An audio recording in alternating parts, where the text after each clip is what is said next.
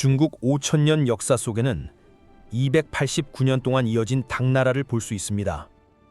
당나라의 장대한 흐름 속에 단 15년, 유독 눈에 띄는 낯선 이름, 주나라가 존재합니다. 도대체 당나라 한복판에 왜 국호가 바뀌어야 했을까요? 그리고 15년이라는 짧은 시간 동안 제국을 뒤흔들며 스스로 황제의 자리에 올라 역사를 다시 쓴 주인공은 과연 누구였을까요? 너무 궁금합니다. 지금부터 그 거대한 제국의 이름을 바꾼 한 인간의 파격적인 야망과 그 숨겨진 이야기를 자세히 알아볼게요. 624년 명문 귀족 가문에서 태어난 무조라는 여성이 있습니다. 훗날 우리가 측천무후라 부르는 바로 그 여자입니다. 그녀는 14세에 당 태종의 후궁으로 입궁하며 새로운 운명이 시작됩니다. 황제 곁에서 조사를 읽고 정무를 보좌하며 어린 소녀는 권력의 작동 방식을 조용히 익혀갔습니다.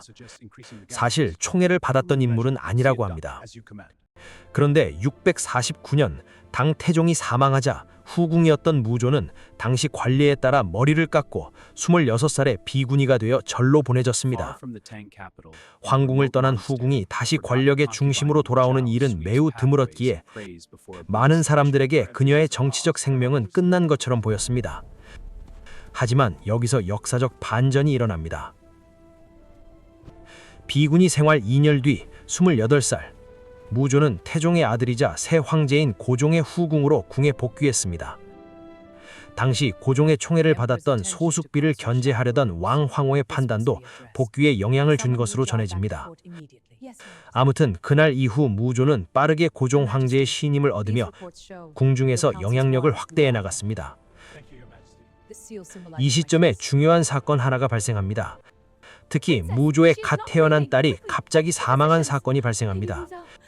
이후 왕 황후를 둘러싼 의혹이 커졌고 고종은 왕 황후와 소숙비를 폐위하기로 결정했습니다. 무조의 인생이 바뀌는 결정적 계기가 된 것이죠. 결국 655년 32살의 무조는 당나라 고종의 정식 황후로 책봉됩니다.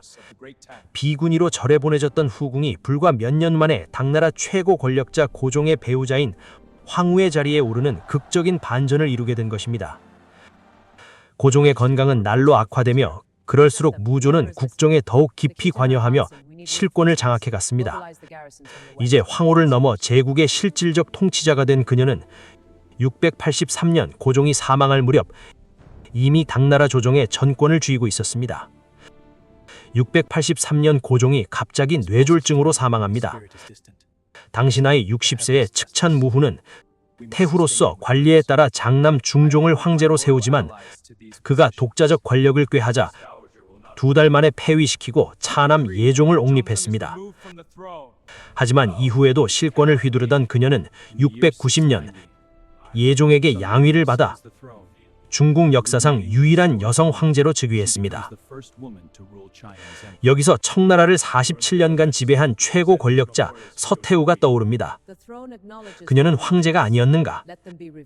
사실 그녀는 황제가 아닌 황태후로서 수렴청을 했을 뿐 국호를 바꾸거나 황제 자리에 직접 앉지는 않았습니다.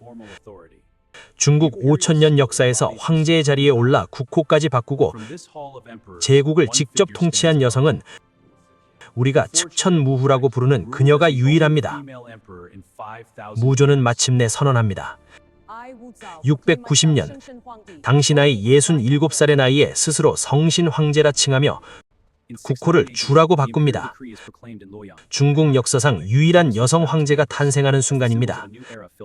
그리고 이후 15년간 능력 위주의 인재 등용과 농업 진흥으로 당나라 전성기의 기틀을 닦습니다.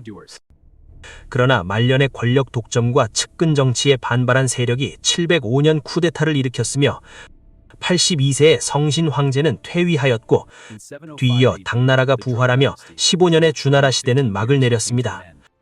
당나라 중간에 15년간 존재했던 주나라가 존재한 이유입니다.